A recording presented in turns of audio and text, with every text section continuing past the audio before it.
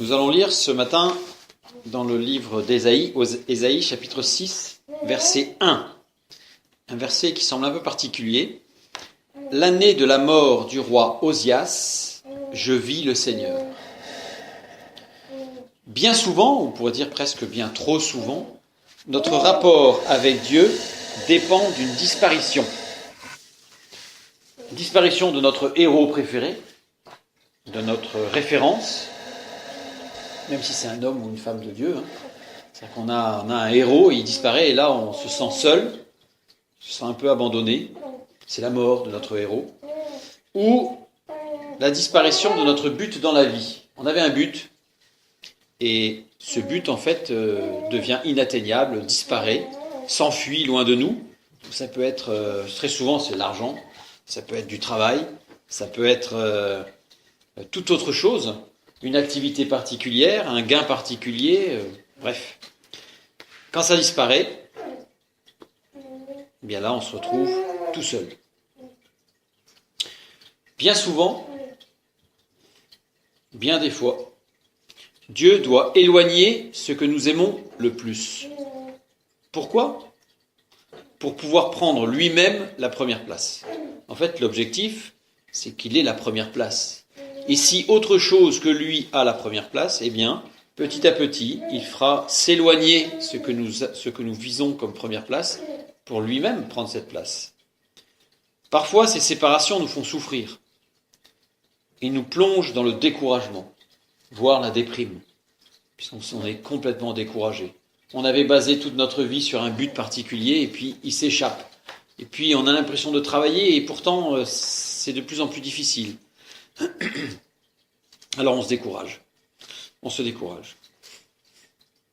Ésaïe, lui, à la mort du roi Osias, il dit « Je vis le Seigneur ». Et nous, que disons-nous ? L'année où mourut celui qui dans mon cœur prenait la place de Dieu, qu'est-il arrivé ? Qu'est-il arrivé quand ce qui avait la première place dans mon cœur a disparu ? Qu'est-ce qui s'est passé ? Qu'est-ce que nous dirions si nous étions à la place d'Ésaïe ? J'ai tout abandonné, puisque de toute façon c'était fichu. Je suis tombé malade. Pas de ma faute. J'ai perdu toute raison de vivre. J'ai pris de la distance vis-à-vis de Dieu, parce que quand même, je l'aimais de tout mon cœur, je faisais le maximum, et puis cet objectif, ce but-là, il s'évanouit. Ésaïe, lui, qu'est-ce qu'il a dit ? Ésaïe a dit « J'ai vu le Seigneur ». La manière dont Dieu m'apparaît dépend avant tout de mon état d'esprit. Et mon état d'esprit dépend de l'état de mon esprit. Ce que je suis détermine ce que Dieu peut me révéler. Si je suis abattu, si je repousse Dieu, si j'abandonne tout, Dieu ne pourra me révéler que certaines choses. Et si je suis dans l'attente de la révélation de Dieu, complètement ouvert, alors Dieu pourra me révéler plus de choses. Avant que je puisse dire oui au Seigneur, comme que je puisse dire moi aussi, j'ai vu le Seigneur, il faut qu'il y ait déjà en moi quelque chose qui vienne de Dieu, quelque chose qui corresponde à Dieu. Alors évidemment, ce qui vient de Dieu, c'est le salut. Et quelque chose qui corresponde à Dieu, c'est un cœur bien disposé. Tant que je ne suis pas né de nouveau, tant que je n'ai pas commencé à voir le royaume de Dieu, tant que je ne vis pas par l'esprit, je vois tout sous l'angle de mes préjugés. Je vois tout sous l'angle de mon raisonnement, de ma logique à moi. J'ai besoin d'une opération chirurgicale,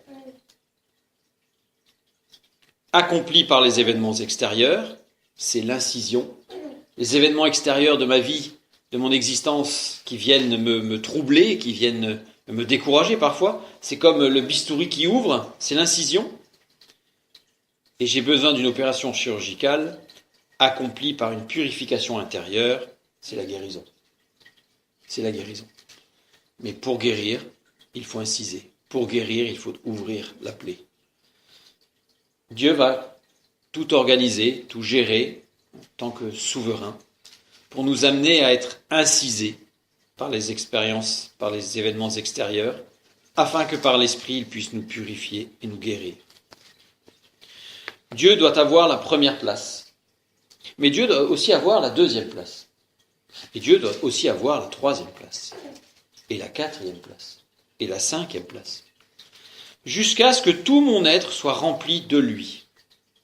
Comme il est écrit dans 1 Corinthiens, chapitre 15, au verset 28, Et lorsque toutes choses lui auront été soumises, alors le Fils lui-même sera soumis à celui qui lui a soumis toutes choses, afin que Dieu soit tout en tous.